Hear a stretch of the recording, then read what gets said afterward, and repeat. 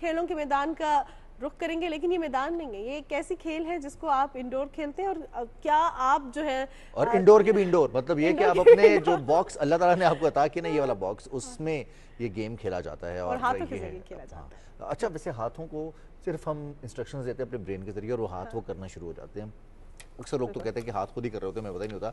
ये जब ये धोते हैं हाथ हम, तो हाथ एक दूसरे को धो रहे होते हैं, हम नहीं धो रहे कुछ होते। लोग ये भी कहते हैं जुबान खुद ही चलती है, हमें पता ही नहीं होता, और बाद में कहते हैं ये तो मेरे लेकिन कंट्रोल में खमियाजा ही खुद भुगतना पड़ता है, फिर इसलिए इस जबान को संभाल के इस्तेमाल किया करें। पर आज हम बात करें रूबिक्स की, और एक ऐसा इवेंट है पाकिस्तान में होने जा रहा है, और इस इवेंट में अब रूबिक्स का कहा है तो रूबिक क्यूब जो है, अब बच्चे और बड़े सब मिलकर इसको सॉल्व करते हैं। इसका सोल्यूशन ये होता है कि इसके सारे कलर्स सिमेट्री में आपको एक कलर जो है वो एक साइड पर नजर आएगा, दूसरा कलर दूसरी साइड पर नजर आएगा, और इसका टाइम फ्रेम होता है। बिल्कुल, आपने इसको अरेंज करना होता है। और आपको ये बता दें कि रूबिक्स क्यूब इंटरनेशनल टूर्नामेंट जो है वो पाकिस्तान में 18 मई को होने जा रहा है, और इसमें हमारे साथ एक ऐसा जो है शख्सियत मौजूद है जो कि पाकिस्तान को रिप्रेजेंट कर रहे हैं, और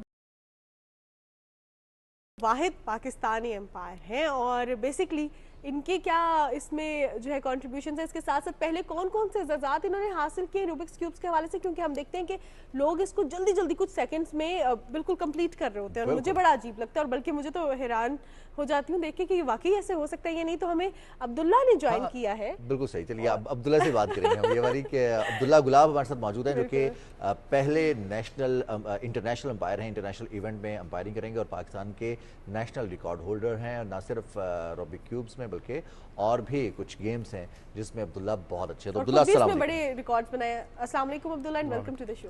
वालेकुम अस्सलाम, thank you for having me. Abdullah, thank you for taking out time for us. मुझे ये बताइएगा कि ये गेम लगता है कि बच्चों की है, लेकिन हर एज ग्रुप के लोग खेल रहे हैं, इसको अपने माइंड को रिलैक्स करने के लिए भी इस्तेमाल करते हैं। कब स्टार्ट किया आपने? मैंने तो टेक्निकली 2008 में, मेरी जो मदर हैं उनका बड़ा किरदार है इसमें। वो मेरे लिए छोटा सा 2x2 ले आई थी तोहफे के तौर पे जिना सुपर से।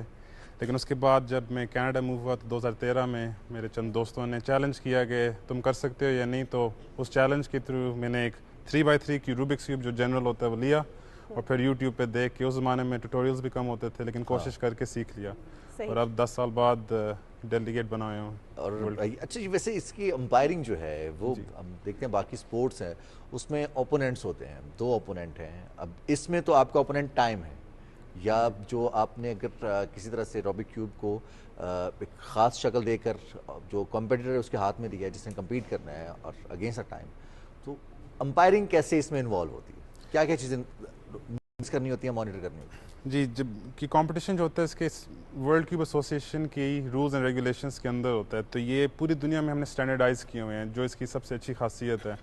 तो बेसिकली जब एज अ डेलीगेट मेरी job from start to end होती है कि मैंने कंपटीशन को बनाना है, मैंने इक्विपमेंट लाना है, वो जो आप टाइमर्स देखते हैं जो बड़े स्क्रीन पे होते हैं, जिन डब्बों में क्यूब्स आएंगे, जो मैट्स पे आप क्यूब रखेंगे, ठीक है, वहाँ से लेकर वेन्यू को प्रोक्योर करने से एंड तक, और रिजल्ट्स फिर सबमिट कराने ताकि आपका नाम और आपके मुल्क का नाम सारा कुछ ऑनलाइन वेबसाइट पे जी जमा हो जाए, वो सारे काम डेलीगेट्स के होते हैं फ्रॉम स्टार्ट टू एंड। और फिर कंपटीशन के दौरान कोई बंदा चीटिंग नहीं कर रहा, कोई बंदा कंपटीशन में लेट्स से अगर उसका वर्ल्ड रिकॉर्ड, चीटिंग इसमें वैसे कैसे होती है?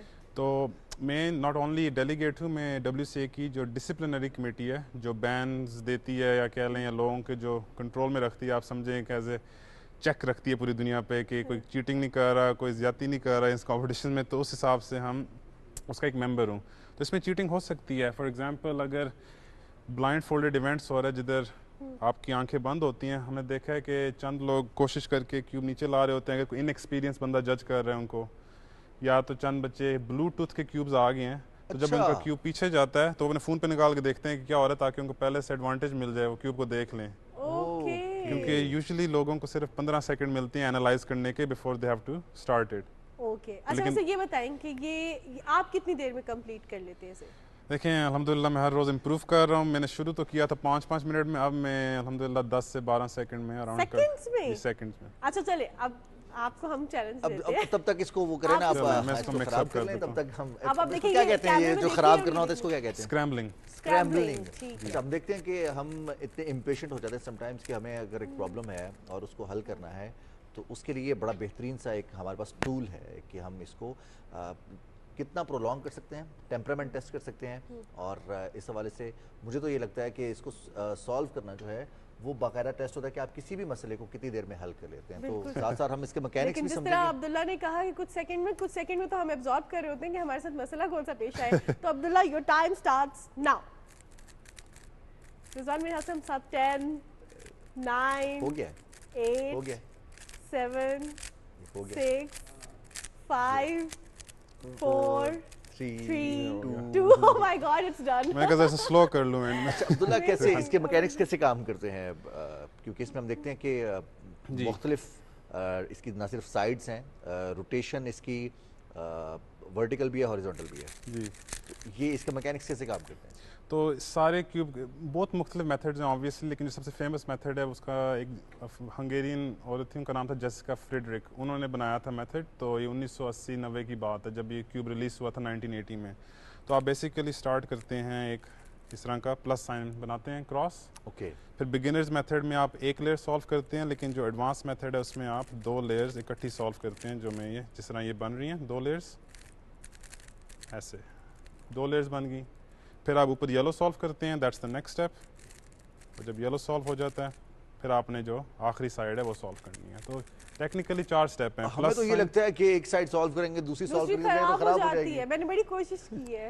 स्टेटिस्टिक्स के हिसाब से आप सिर्फ एक साइड बना सकते हैं, 2 3 या 6, 4 5 बना ही नहीं सकते, वो जिस तरह क्यूब डिजाइन है। ओके, अच्छा ये जो ट्रायंगल पड़ा हुआ है जी, ये तो ज्यादा ट्रिकी होगा। पिरामिड लगता है लेकिन ये उतना ही आसान है। ये आसान है? इसको पिरामिड्स कहते हैं। ओके, पिरामिड्स इसको कैसे बनाएंगे? तो इसका स्क्रैम्बलिंग भी ज़रा सी मुश्किल है क्योंकि जिस तरह ये घूमता है हाँ तो इसके हर पीस मूव होता है, इसके टिप्स मूव होते हैं। तो इसमें भी सिंपल सी टेक्निक है, आपने बेसिकली क्रॉस बनाना है। जैसे मैं येलो साइड बना रहा हूँ, या आपने क्रॉस बना लिया, फिर आप उस क्रॉस के एजेस डालते हैं इस तरह अंदर, तो आप देखेंगे उस तरह ही एक लेयर ये बन जाती है। और फिर आपका जो फाइनल स्टेप है वो है ये आखिरी सॉल्व करना, और वो ये इस तरह हो जाता है। तो ये आपस में अटैच कैसे है? ये अब हम देखते हैं कि इतनी ज़रा रोटेशन हो, अगर रबड़ हो या धागा निकल हो जाता तो है। ये क्या-